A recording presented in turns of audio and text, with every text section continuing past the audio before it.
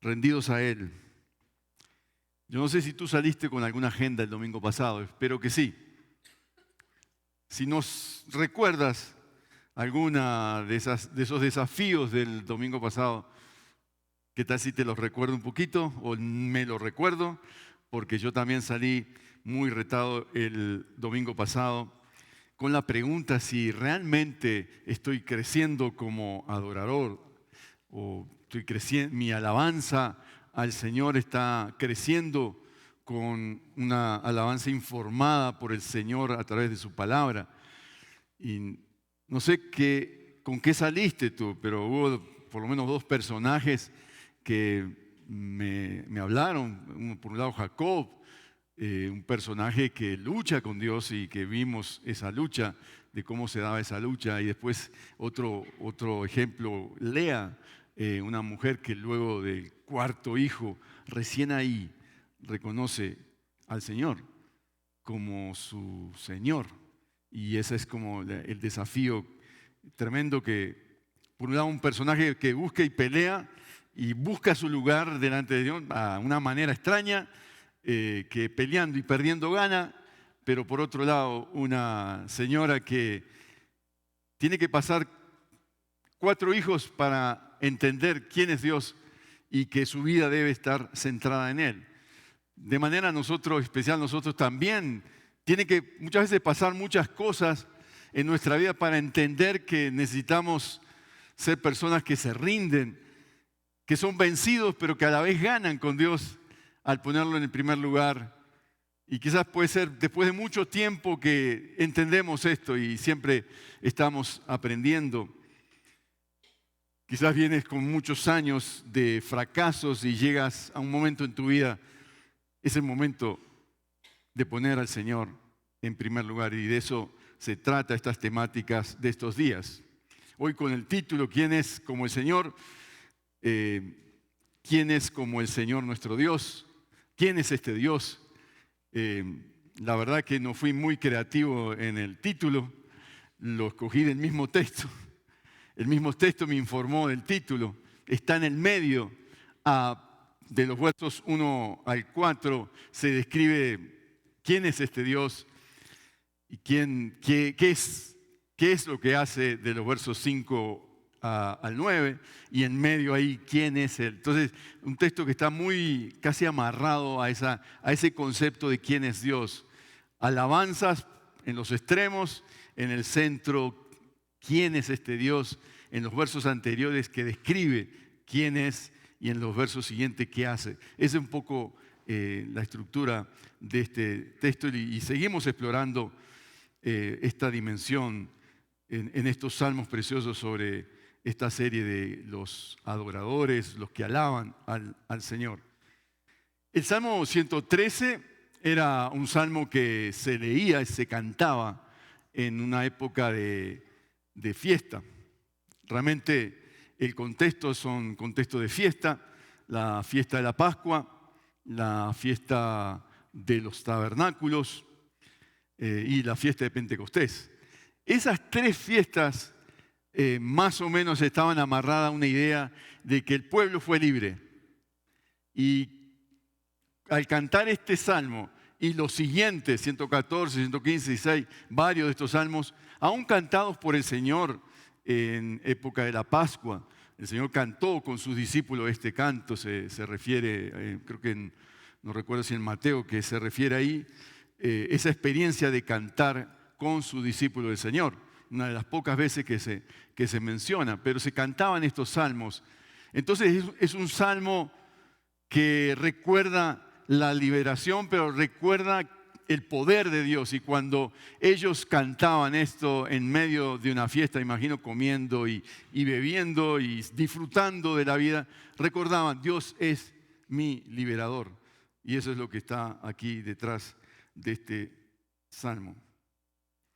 Un escritor mencionado por el pastor Diego en la conferencia del viernes, y estábamos meditando en algunas cosas en la semana sobre C.S. Lewis, C.S. Lewis fue un hombre que se convirtió ya de mayor, muchos textos ya estaban escritos, por eso uno cuando lea a este autor C.S. Lewis, el autor británico, el autor de Crónicas de Narnia, que algunos de ustedes han leído, fue un autor que él luchó mucho con esto de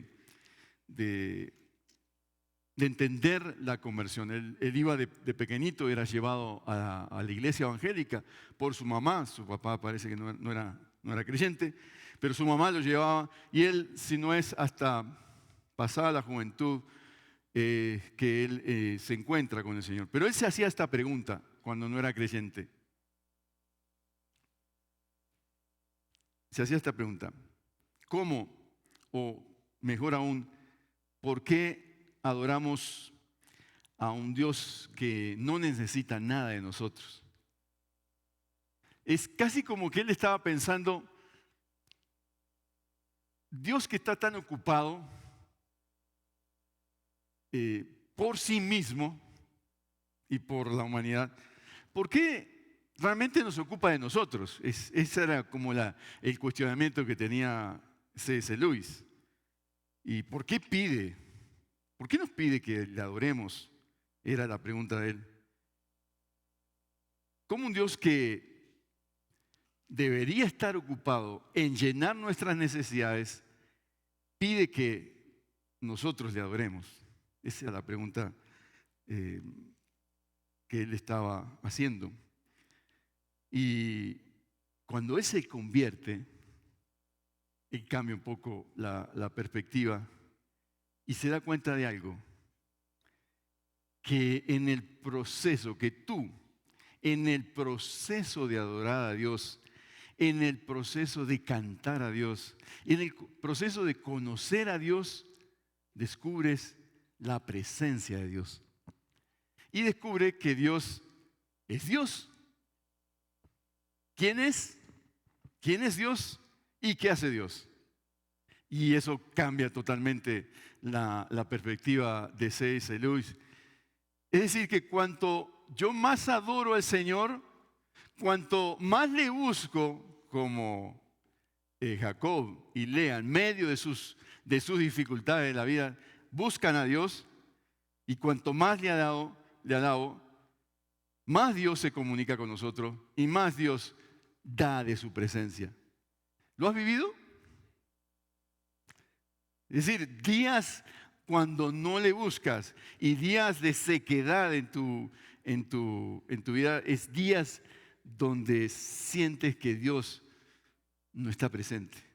Y empiezas a cuestionar y empieza todo esto, toda esta cosa que hay. Entonces, en este texto, en este salmo, hay dos partes, como le he mencionado. ¿Quién es Dios?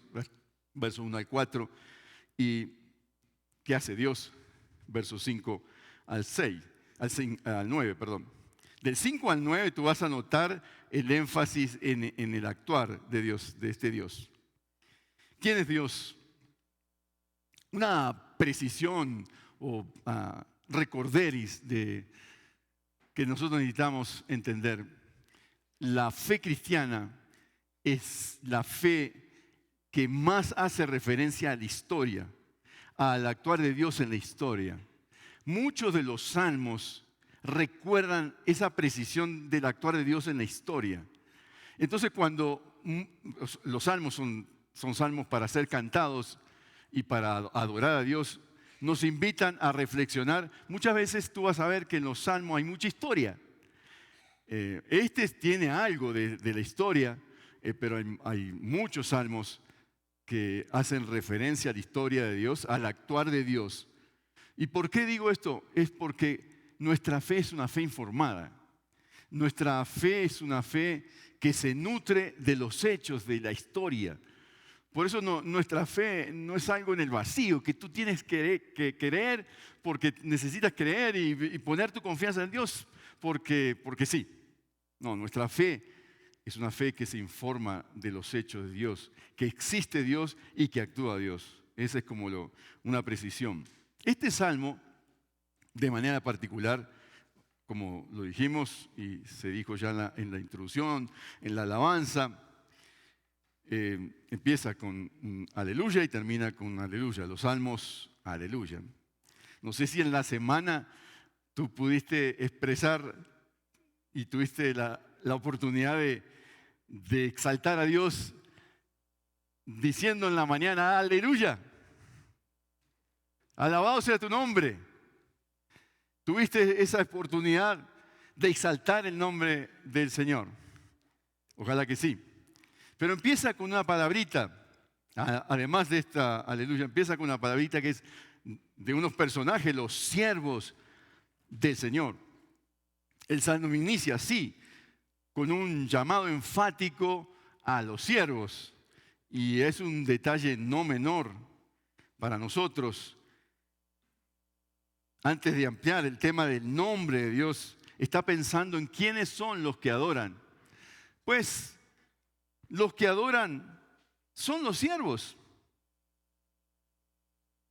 Son los que se humillan. Si tú lees el Salmo 100, en las anteriores ahí a este Salmo, Salmo 100, dice, un salmo muy preferido, de los primeros que yo me memoricé cuando empecé a caminar con el Señor, dice, aclamen con júbilo al Señor toda la tierra, sirvan al Señor con alegría, vengan ante Él con cánticos de júbilo.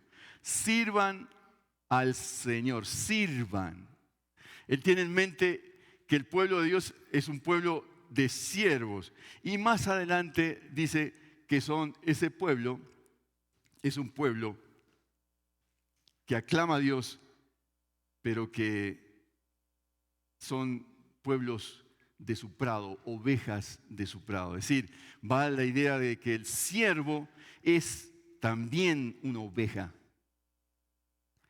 Y no sé qué piensas tú cuando te nombro el texto bíblico, te nombra la idea de siervo. Quienes alaban al Señor son siervos, pero también que son ovejas. ¿En qué piensas?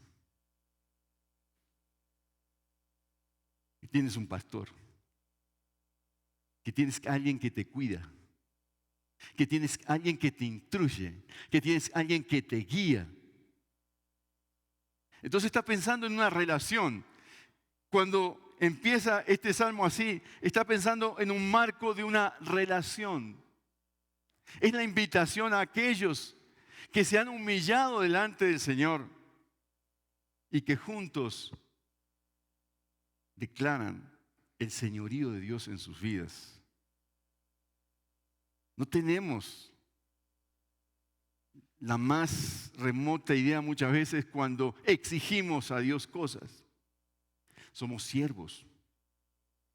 Nos sometemos, nos humillamos, nos rendimos, como decía el pastor Diego la vez pasada, con el Salmo 146. Somos adoradores rendidos porque somos personas que nos humillamos ante este Dios, ante su señorío. No tengo nada que pedirle. Me he convertido de enemigo a amigo de Dios, pero no tengo ninguna razón personal por la cual adorar a Dios, sino quién es Él. Soy siervo. Es interesante, hermanos, en toda la literatura de los Salmos, en 54 ocasiones se repite la palabra siervo del Señor o los siervos. Un gran porcentaje de estas citas de los Salmos son citas donde se invita a alabar a Dios y otro porcentaje se invita a depender del Señor. Sirvan al Señor con alegría. Pueblo suyo somos, ovejas de su prado. Este salmo nos invita a pensar en que tenemos una identidad, que nosotros no mendigamos amor de nadie, como Lea, que durante los tres primeros hijos, partos que tuvo, expresaba que ella, con este hijo voy a tener la atención de mi marido. y no fue así. Y muchas veces nosotros queremos hacer muchas cosas para agradar personas, pero el Señor nos invita a depender totalmente de Él. El siervo que es oveja, el siervo que depende de los pastos del Padre. En esa imagen del Salmo 23, que va y descansa con el Padre, el pastor que la alimenta. Esa es la idea que está aquí. Nos habla de una relación de oveja, pastor. ¿Te has sentido así en esta semana? ¿Te has sentido así cuidado por el pastor?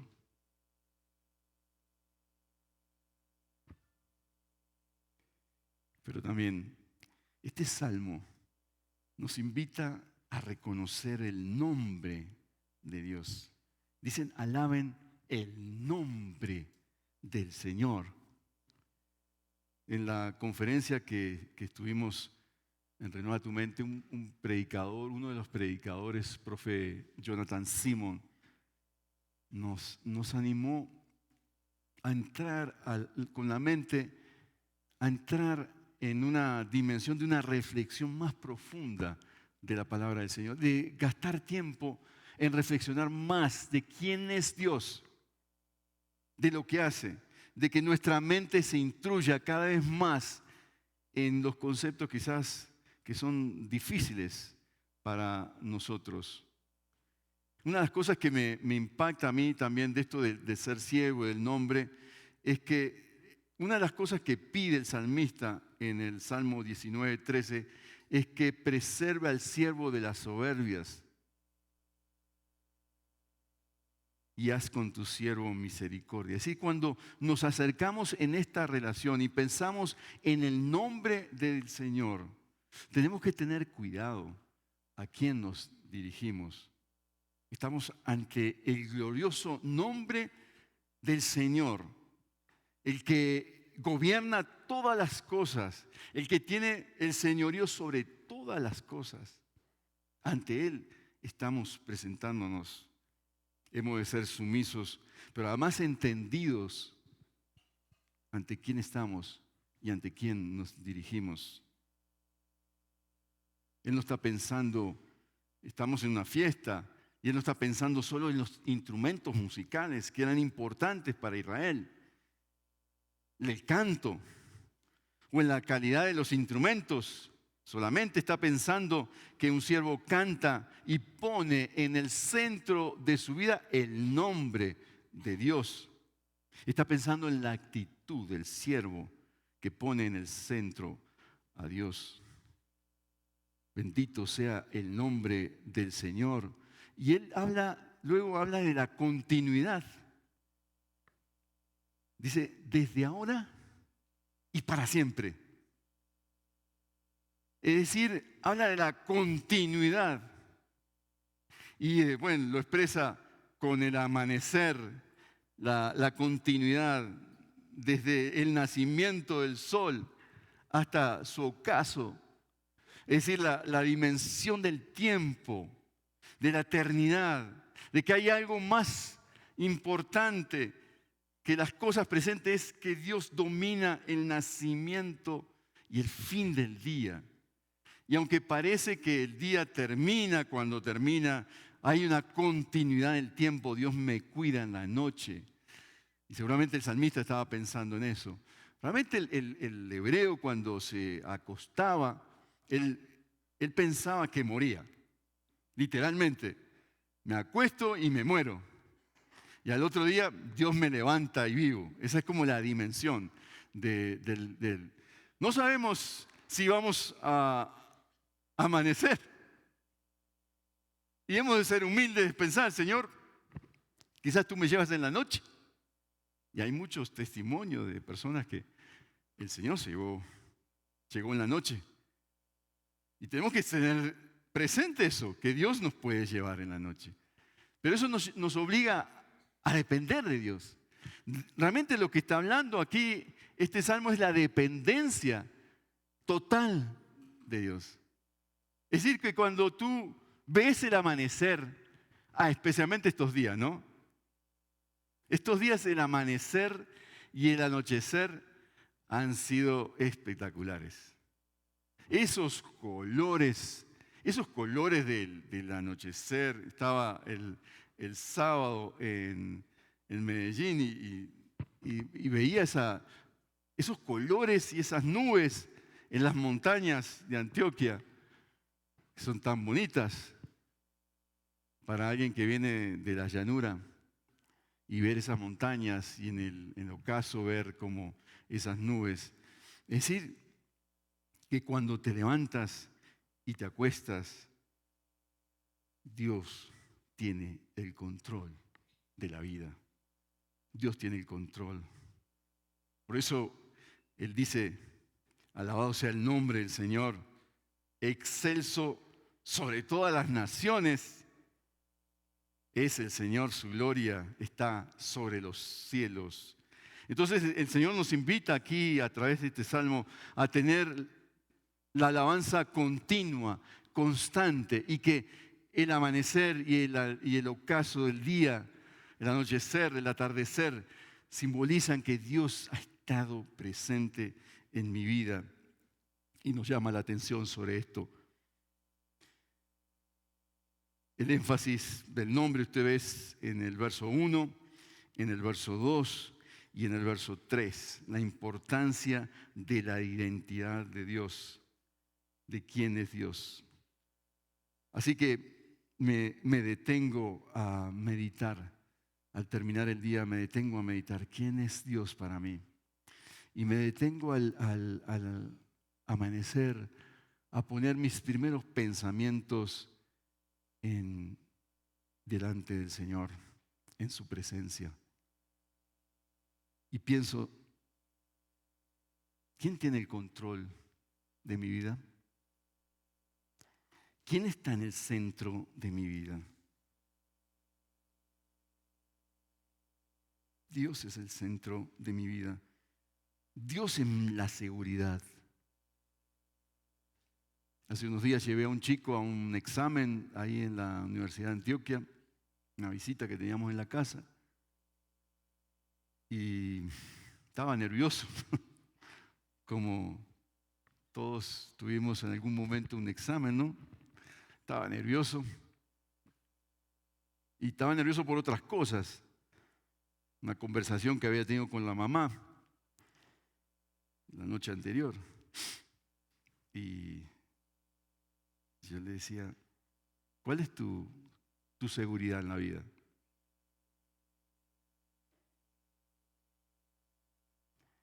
Y le conté una historia de una profe en el Seminario Bíblico de Colombia, una profe de hebreo.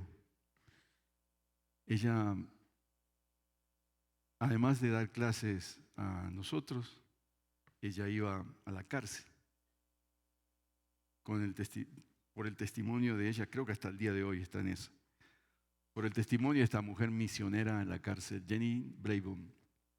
Muchas personas llegaron al conocimiento del Señor a tal punto que ella y Lácides Hernández, su discípulo, tuvieron que abrir un instituto bíblico en la cárcel y tuvieron que abrir una iglesia en la cárcel, la de Bellavista. Pero una época estuvo siendo perseguida y amenazada de muerte. Porque algo que dijo en la cárcel de Dios no gustó a uno de los caciques. Estuvo perseguida por mucho tiempo. En esos meses, ella entendió este principio. La seguridad no es la ausencia de peligro. La seguridad es la presencia de Dios en la vida. Y eso lo cambió todo. Y eso lo cambia todo. Porque tú tienes al Rey de Reyes en tu corazón, en tu vida. Él es el Señor de tu vida. Él es la presencia de Dios. No es que no tengas temores. No es que no haya peligros. Los hay en cantidades. Pero tu seguridad es el nombre. Es el Dios que lo controla todo. Dice algunos pasajes, ¿quién es aquel que habla y así sucede, a menos que el Señor lo haya ordenado? No salen de la boca del Altísimo tanto el mal como el bien, dice Lamentaciones 3, 37 al 38. Y Romanos 8, 28 dice, y sabemos que para los que aman a Dios todas las cosas cooperan para bien, esto es para los que son llamados conforme a su propósito. El salmista nos comunica que la presencia de Dios en el creyente le da seguridad y le da certeza, de manera tal que puede enfrentar los desafíos de la vida, porque Dios Él es el único, es el excelso, es el soberano, es el Señor, es el que controla todas las cosas. Pero también cuando se habla del nombre, hay que tener cuidado de no usarlo en vano. Un mandamiento sobre eso, de no usar el vano el nombre del Señor. Pero también el beneficio de usar bien el nombre. Puedes invocarlo, puedes alabarlo, puedes cantarlo, puedes bendecirlo. Que amen el nombre de Jehová para ser sus siervos. Amándolo, dice Isaías, amarlo en todas sus perfecciones, en todos sus atributos que Él nos ha revelado en su palabra. Ese es el tamaño de la invitación que Dios hace a los siervos en este salmo. Que al ver su identidad, ver su grandeza, tú sientas que es un llamado fuerte del Señor para entrar en su presencia y considerar alabarlo. Porque también nos invita, del verso 5 al 9, a observar a Dios en todo lo que hace. Y nota los movimientos del Señor a partir del verso 5. ¿Quién es como el Señor nuestro Dios que está sentado en las alturas? El movimiento sentado en las alturas, es decir, gobierno de Dios. ¿Pero qué? ¿Qué hace? Se humilla. Se humilla para mirar lo que hay en el cielo y en la tierra. Él, ¿qué hace? Él levanta al pobre del polvo y al necesitado saca del muladar, es decir, de la zona de pobreza total donde está la basura. ¿Para qué? Para sentarlo con príncipes, con los príncipes de su pueblo. Hace habitar en casa a la mujer estéril, gozosa de ser madre de hijo. Entonces pasa de un movimiento de alabar a Dios, de pensar en el nombre, a pensar en los actos de Dios. Y realmente esa es la adoración. Por un lado pensamos, reflexionamos quién es Dios, pero por otro lado meditamos en los actos de Dios, en la bendición de lo que hace. En varias partes esta pregunta, ¿quién es como el Señor?, se repite. Voy a mencionar dos casos. Salmo 35:10, todos mis huesos dirán, oh Jehová, ¿quién hay como tú, que libras al pobre del más fuerte que él, al pobre y al necesitado del que lo despoja? Éxodo 15:11, ¿quién como tú, Jehová, entre los dioses? ¿Quién como tú, majestuoso en santidad, temible en hazañas dignas de alabanza, hacedor de maravillas? Es decir, que el Dios que está sentado en las alturas, que gobierna, está en paralelo con la expresión de excelso sobre todas las naciones, se baja y se desacomoda. ¿A quién le suena esto? Que se baja y se desacomoda. ¿Quién es este que baja y se desacomoda? Jesucristo. Es decir, el salmista estaba pensando miles de años antes, estaba pensando en Jesús, en lo que iba a hacer Jesús, lo que estaba haciendo Dios ya, pero también en algo que iba a ser extraordinario, la encarnación de Jesús. Se humilla para mirar en el cielo. El Dios que está en los cielos y en la tierra es el Dios que se baja. Yo me acuerdo cuando en las épocas de universitario y conociendo, en los primeros días de conocer al Señor, cantábamos una canción muy revolucionaria entre los estudiantes. Baja Dios de las nubes y llévalo a la fábrica donde trabajas. Yo me acuerdo, yo no sé si cantaría eso hoy, porque es casi como una orden, ¿no? Es como, es decir, es el acto militante del militante que va a la universidad y lleva el evangelio a la universidad, a la fábrica, al obrero. Pero la verdad que Dios es el que baja, ¿no? Dios está sentado en los cielos, pero baja. Y esa dimensión de la encarnación de Dios no la vemos en las cosmovisiones religiosas. Dios nos humilla y jamás baja. El único es el Dios que revela el Nuevo Testamento, el Antiguo Testamento. Isaías 57:15 dice: porque así dice el alto y sublime que vive para siempre, cuyo nombre es santo, en lo alto, santo, que habita con el contrito y humilde de espíritu para vivificar el espíritu de los humildes y para vivificar el corazón de los contritos. Esto es hermoso, hermanos. Esto es increíble de la obra del Señor, que el alto, el sublime, que vive para siempre, cuyo nombre es santo. Él habita en lo alto y santo, pero también con el contrito, humilde de espíritu, para hacerlo libre y para vivificarlo.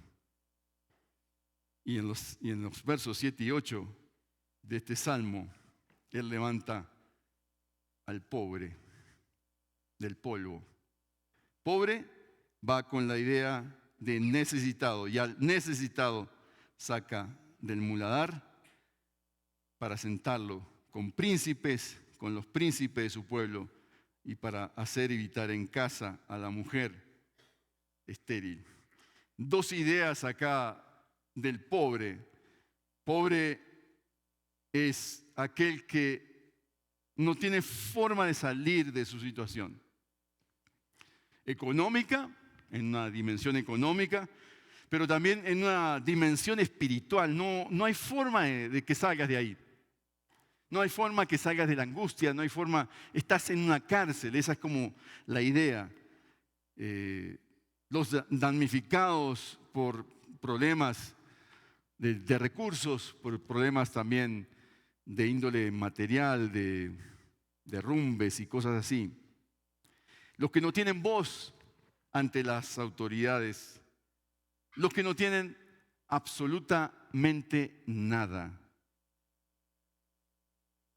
Muchos damnificados en nuestro país por la violencia. Gedeón, ¿ustedes recuerdan ese personaje juez en el Antiguo Testamento? Jueces 6:15. Cuando es llamado por el Señor, lo primero que él dice: mi familia es pobre en Manasés y yo soy el menor de la casa. Literalmente, no cuentes conmigo. Si vas a hacer algo, Señor, escoge a otro. Pero conmigo no cuentes. Yo soy muy pobre y soy el menor. Te has equivocado. Llama a otro. ¿Y Dios qué hace? Después de muchas situaciones con Gedeón, de pruebas que él pide, de cosas, ahí el Señor lo usa y le da la victoria. Porque es la acción de Dios de sacarlo del muladar. Es decir, el muladar es el sector donde se tira la basura. Esa es la dimensión del pobre aquí, de una persona que vive como en el basurero del pueblo. Hemos visto películas, hemos visto personas que están así. Son pobres totalmente, viven en el basurero. Pero ahí va Dios. Y esto es lo increíble de este texto, hermanos. Ahí va Dios, a ese basurero, a ese lugar de despojos, a ese lugar violento, donde no hay razones para vivir. Ahí va Dios y saca y lo sienta. Y sienta a la persona, a ese pobre, lo sienta en un lugar de mucha honra. Imagínense, ese es el Dios que tenemos. Pero también el otro pobre, y algunos dicen que esta va muy fuerte aquí con el tema del pobre, es la mujer. Y especialmente ese grupo de mujeres especialmente rechazadas en el Antiguo Testamento, que no tenían hijos. Aquí es la acción de Dios a dignificar a esta mujer que ha sido rechazada, relegada porque no tiene hijos, justamente dándole hijos. Pero no solo le da hijos, sino que le da un puesto en los asuntos domésticos y le dice, hace habitar en casa. Es la perspectiva, tienes hogar y tienes familia. Quizás hay aquí mujeres solas, mujeres que han sido rechazadas por sus familias, no sé la situación que haya, pero con Dios tienes un lugar. Él te hace habitar en casa. Tienes dignidad. Entonces, hermanos, desde principio a fin, lo que estamos viendo en este salmo es su bondad. Es un hombre que está por encima de todo, soberano, que controla todo, pero a la vez que se mete en el basurero de la realidad humana. Este es nuestro Dios. Este es el Dios bueno que se sienta, que se humilla, que levanta, que alza, que hace sentar, que hace habitar en familia y que se goza con el que se goza. Hace muchos años, ya casi ni me acuerdo, pero tengo las imágenes de una película que vi y se llamaba La fiesta de Babette. Nadie me hace... Nadie la vio. Quizás la van a ver algunos. Bueno, la fiesta de Babette transcurre en un pueblo de Francia que diversas personas, el trasfondo creo que luterano, deciden hacer una fiesta en el pueblo. Y muchos estaban enemistados, pero hacen una fiesta, una cena. Y Babette es la encargada de preparar la cena. A mí me impactó por todos los detalles de la cena, preparada con el mayor esmero. En el transcurso de la cena, personas que no se hablan comienzan a dialogar. Personas que estaban en las antípodas, enemigos. Es como que tú sentaras a los enemigos de Río Negro, los sentaras, vamos a cenar y vamos a compartir una velada juntos. Terminan bailando, terminan celebrando. Enemigos, personas que no se hablan y terminan hasta tarde, la madrugada. Es decir, el momento cumbre es ese momento de abrazo, de dejar a un lado los rencores y todo eso. ¿Por qué digo esto, hermanos? Porque este salmo se cantaba en fiestas, donde se celebraba a Dios, especialmente la liberación. Y se celebraba la presencia de Dios y se celebraba con comida. Por eso, para nosotros últimamente está siendo muy significativo que tengamos nuestros ágapes. Porque es el momento para hablarnos, para comer juntos los que quizás estamos un poquito distanciados. O los que no nos conocemos. Porque ahí está Dios. Dios es el que convoca las fiestas y las celebraciones. Dijimos al principio lo de C.S. Lewis. En el transcurso C.S. Lewis de la vida, C.S. Lewis encontró que Dios pasó a ser el centro de su vida y que cada vez que él se acercaba a Dios, él comunicaba su presencia magnífica. Entonces, desde este salmo, hermanos, esta es la invitación a adorar a Dios, pero es también la invitación a celebrar a Dios, a cantarle a Dios. Bueno, si tú quieres invitar a algún hermanito hoy a comer en tu casa y hay arroz con huevo, gloria a Dios, yo siempre lo he dicho.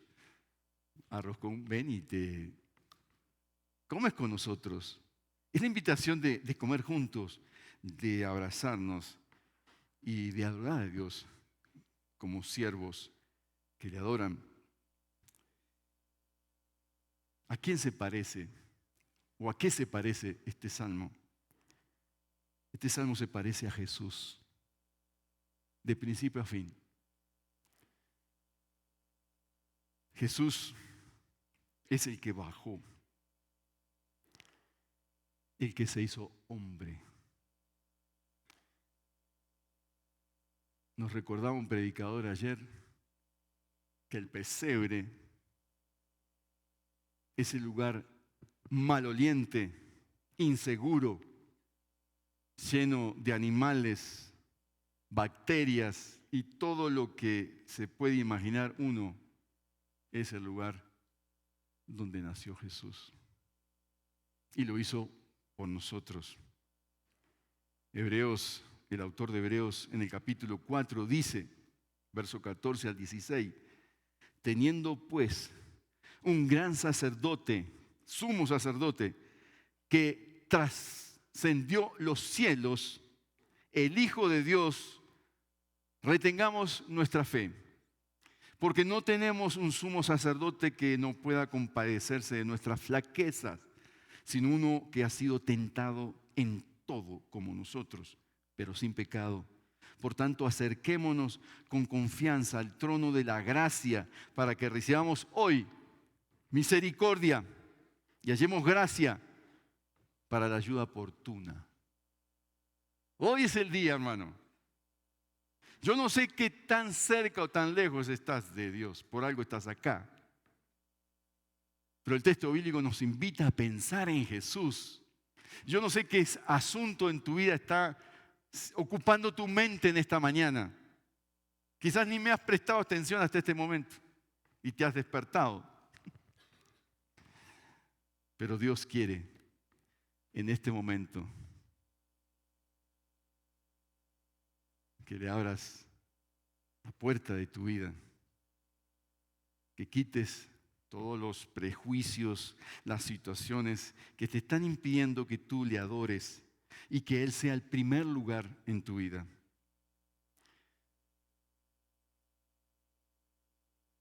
Dios te llama, o nos llama, a una vida contemplativa. Lamentablemente esa palabrita la hemos vendido mal y la han acuñado grupos de nueva era, aún católicos,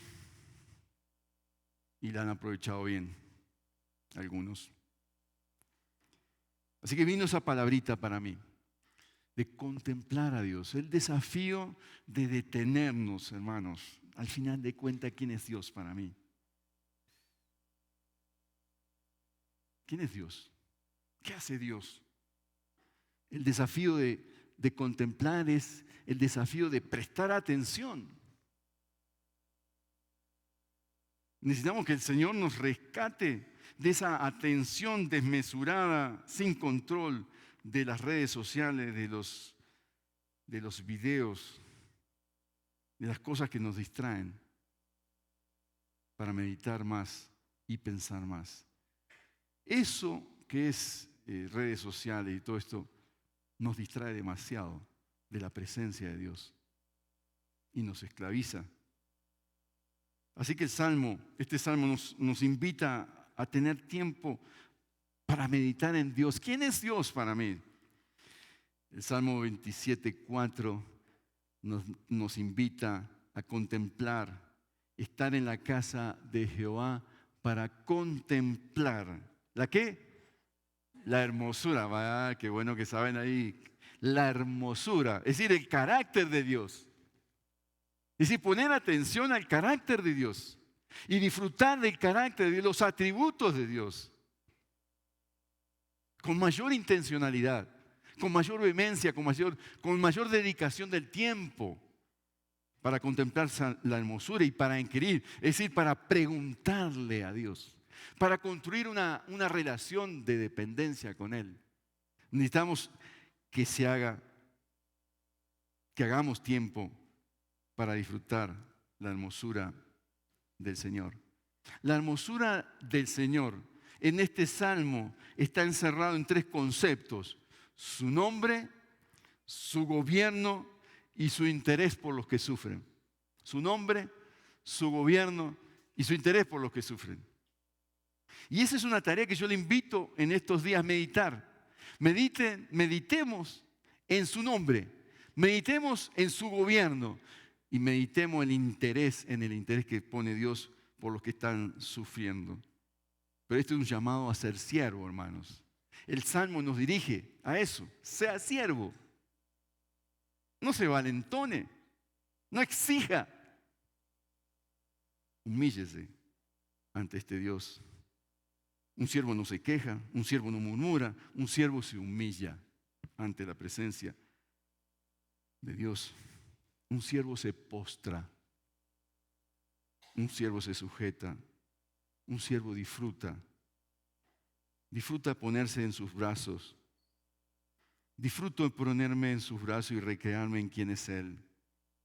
Porque cada vez que lo hago, cada vez que voy y peleo por la presencia del Señor, el Señor más se revela su identidad y revela lo que hace.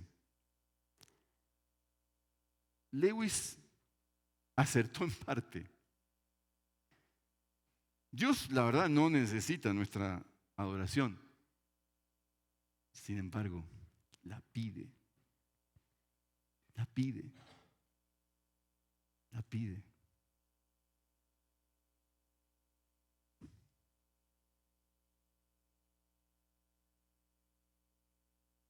Porque cuando le adoramos,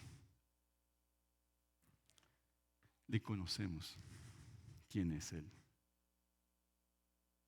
y lo que pide de nosotros.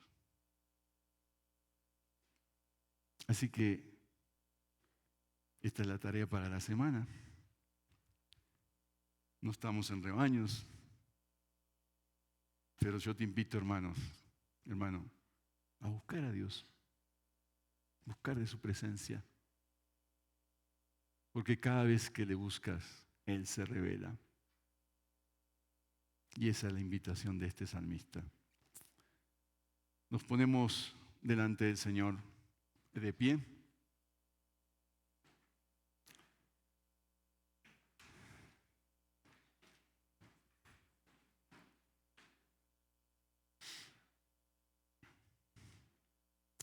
Piensa en este momento qué necesitas dejar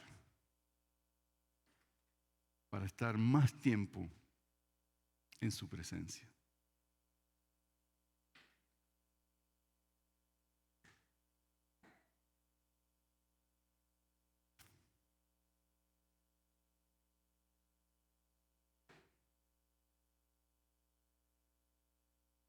Entrega eso al Señor. Entrega eso al Señor. ¿Qué necesitas entregar hoy para estar en su presencia?